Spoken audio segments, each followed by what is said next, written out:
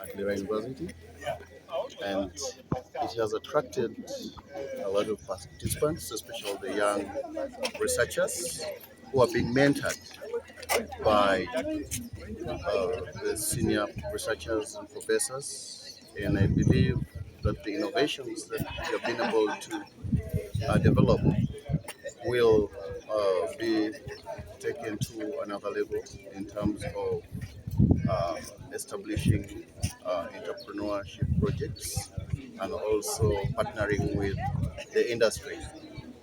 I would like to thank the government of the Republic of Uganda, His Excellency the President, for his visionary leadership, especially introducing the grant research aspect for the different universities. And this grant amount that was about 500 million consecutively for the past 3 years has yielded to this research and dissemination conferences as one of the ways to showcase the productivity and the output of the research that the university is producing. And we are excited to present to you today the various stakeholders that have been able to support this initiative. And also, we would like to acknowledge the research and ethics committee led by Dr. Andrew Odur for the good job in ensuring that the research that is being produced here passes through ethical approvals. And so we want to thank the support from the Ministry of Education, National Council for Science and Technology, and we believe that we are going to uh, attract more funding in terms of grants because of the ability that's being displayed by Lira University researchers. Thank you. I am Associate Professor Kahab Yodohotum, the Deputy Vice Chancellor in charge of Academic Affairs at Lira University. We're very excited to be holding this Research and Dissemination Conference at Lira University because this is the time when we give public audit of the Academic Affairs Department, what we've been doing in terms of teaching, research, and community engagement. And today we have our researchers showcasing the researches that we've been doing, and then also sharing ideas with others, getting mentorship and critiquing one another to improve. And we're also engaging with the community, with the public and stakeholders to see exactly how our ideas can be transformed into policy and into products and into services that can bring a transformation to Uganda. And we're doing all this because we are aligned with the government vision of transforming higher education, a higher education that is not just focused on just research for the sake of research or teaching for the sake of teaching, but research that brings national transformation, that is hooked to the Agenda 2040, the Vision 2040, as well as NDP4. So we're very excited really to be doing this at this time, and we hope to engage with the community. We hope to bring our ideas and these abstracts and ideas into concrete products and services that can make an impact on the transformation of our country. Second time we are holding research dissemination here in Lira University. This time is being held under the theme Research and Education for Community Transformation. We held one last year, very impactful. This has been made possible through funding from the government of Uganda. For the last 3 years, we have been receiving 500 million to support small-scale research in Lira University. And this is now that time we are receiving it, and we have been granting to early career researchers and even senior researchers. And they have been conducting studies in the community, and this is an opportunity for them to share those findings with relevant stakeholders. As the theme suggests, we are really looking at how university can contribute to social transformation and economic development. Through research, we are able to identify problems that are affecting our community from various angles. Those in the farming sector, those in the employment sector, infrastructure, health, all areas has become part of our agenda, informed by the community where we are living. And through identifying these problems, we are able to provide evidence-based information and solutions. That way, we share with our key stakeholders. This will contribute to finding a solutions that work best for our context. So we are very happy today as a convener bring in all our key stakeholders, and I want to thank our private partners who have supported us, and they have become now part of our community, that we are working together to ensure that every year we hold this dissemination. I lecture at Lira University, Faculty of Public Health, Department of Community Health. We happen to conduct a study, prevalence of severe malaria in the rural community of Uganda, where we participated in 15 districts across Central Region, Eastern Region, Western, and Bunyoro. In our study, we looked at the prevalence of malaria, where we found before or after researching or reading articles, we found out that in Uganda as a country, we have about 95% prevalence of malaria cases, but which are not seen. They are endemic in nature. But when we come closer, we found out that around 30 to 35% of the outpatient cases that go to facilities have malaria cases. And out of that, around 30% end up being admitted on wards for treatment and management. But again, if we look at under 5, approximately 15% of the death that Uganda have or has are the what? As a result of severe malaria. But our study found out that prevalence of severe malaria in these rural communities were around 80.3% of all cases that go to the facilities. From there, we were able to see that when somebody comes from or coming from central region or eastern region of the country was a very big factor in contributing to severe malaria. And who are these cases? Going to seek healthcare services at health center 3s and 4s were also a big contributing factor to having severe malaria cases. We know that these are the facilities that do testing with microscope besides the RDTs. So this one also could stimulate the high rates we are getting compared to the lower level facilities that rely heavily on RDTs. Then when we went further into the housing composition or structure of these rural communities, people who are residing in permanent houses or people who had constructed their houses and had plastered them irrespective of whether being mud, they have less cases of severe malaria compared to those ones in grass thatched houses. We know the dynamics of grass thatched houses. They have open space between the roof and the walls. So this could have allow access for mosquitoes to enter and breed, compared to the permanent structures where people can lock windows early. We also saw out that having secondary education level among these participants, those ones who reported we attained secondary education, they had less likelihood of their children under 5 developing malaria cases. We were attributing this to the fact that once somebody has a knowledge in reading information and articulating the prescription being given by the medical team, then they were likely to follow and then help in reducing cases compared to the majority of the community who are not learned or who stop at primary and they cannot articulate. Even the higher learned persons in tertiary, maybe they don't have time. They send their caretakers to take children for hospitalization.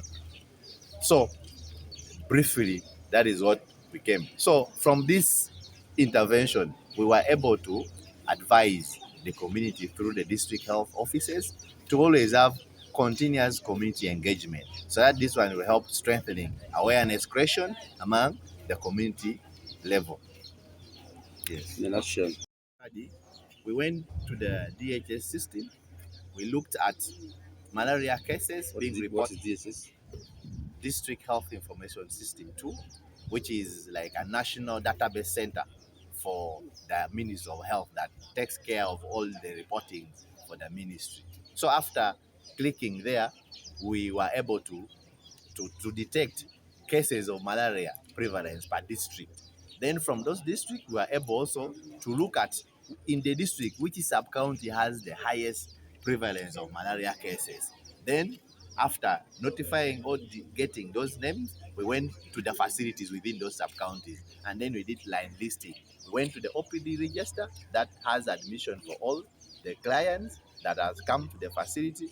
We followed the cases that once you have been diagnosed with malaria and you have been treated or referred, we were able to go to your home, and then we ask this structured question to help us assess prevalence level, the knowledge that you know about symptoms, and then the signs, and then what do you know about severe malaria and how can you do the prevention. And from our reporting, we also found out that quite a number of them didn't know about the symptoms and signs of severe malaria that could inform their health seeking behavior. We also found out that approximately 99% were not aware of the symptoms.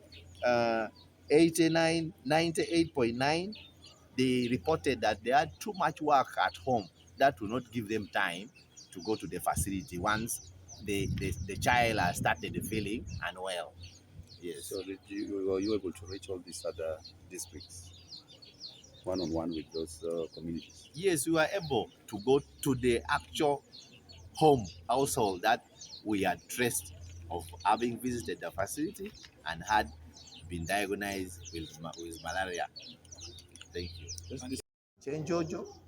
In Central Region, we went to Mitiana, Mukono, Kayunga. Then in Eastern, we went to Tororo, Butaleja, Kumi, and Bundaka. Great, thank you. What inspired me to conduct this study? The study is titled Prevalence of Substance Use and Associated Factors Among Lira University Students. And what motivated me to do this study? For the past years, when I had just joined this campus, there were rampant cases of substance abuse scenarios in different social gatherings around the university settings. And that prompted me to do this study. And when I looked at SDGs, the country is striving towards achieving the SDGs by 2030. SDG, can you explain? The Sustainable Development Goals, when you look at the Sustainable Development Goal number 3, which talks about good health and well-being, that also incorporates mental health. And we realize that when a student abuses substances, that means that these substances tend to affect someone's central nervous system, and thus affects the person's mental health by altering an individual's perceptions, mood, and behaviors.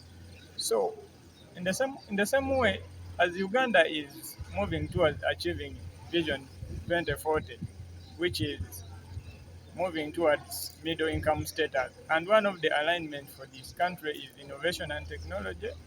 They are looking at things like human capital development, and of which we cannot achieve human capital development when the youth who are supposed to drive this, they are abusing what? Substances. So all that motivated me to do this study, and the study was conducted among Lira University students, and it was done across the 6 faculties at Lira University. At Lira University, we have Faculty of Education, which is highly populated, followed by Faculty of Management Science. We have Faculty of Medicine, faculty of computing, we have faculty of public health. So the study was done across all those faculties, and the participants for this study, they were selected simple randomly, and we first identified these stratas, which were the different faculties, and of course the faculty with the highest population had majority of the participants taking part in this study. Straight away, this was a purely cross-sectional study that focused that used both analytical and descriptive techniques. And this study data was collected using an online Google form. This was done to prevent students to prevent bias majorly, because maybe some students, when we could give them questionnaires physically, they may not fill in correct information. That's why we had to go for this online data collection tool, which was adopted and reviewed by the different experts and went ahead to do data collections. So upon collecting our data, we did analysis using SPS version 23, and we found out that the prevalence was high at 56.3%. And with that prompted us to go for modified poison regulation.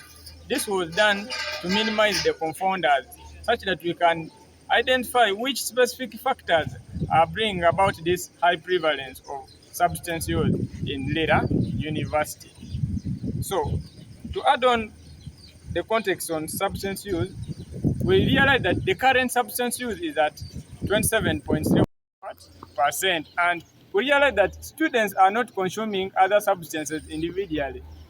Other substances are being consumed in combination, and we found out that alcohol and cigarettes is the second highly consumed.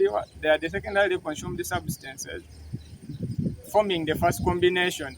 And we had other several combinations of alcohol and marijuana plus cigarettes, also having somehow a high prevalence of substance use. So with that is what entirely our study consisted of, and we came up with the different recommendations that can be done to address this issue. So we realized that one of the contributions of this research was to fill in the literature gap at Lira University. Several studies have been done about substance use in different universities, but for the case of Lira University, there was limited studies done. So that's why we did this study, to fill in that. And also the results for this study can also be used to come up with policies at both national and even at university level to address this challenge of substance use across universities. Because in literature review, we found out that across several universities, substance use is an issue that is affecting the youth today.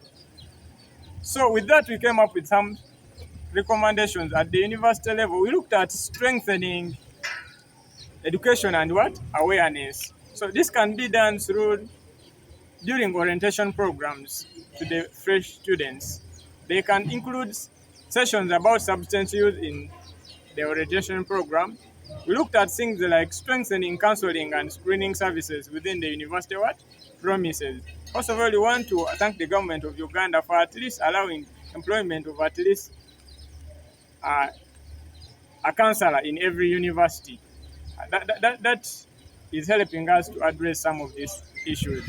And furthermore, we found out that peer influence and family influence, they are the key contributing factors to substance abuse talk use in Lira University. And we found out that a student who has a friend who is using a substance is two times more likely also to use a substance. And also we found out that if a student whose parents or relatives use substances stands high chances of around 1.7 rate of using substances.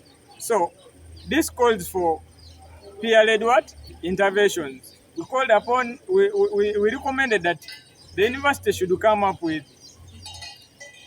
educate peer educators who should be also students, and also come up with different clubs that can be used to address this issue.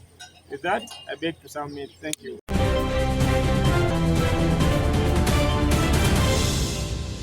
Thank you for watching Lango News channel. Please subscribe for more updates.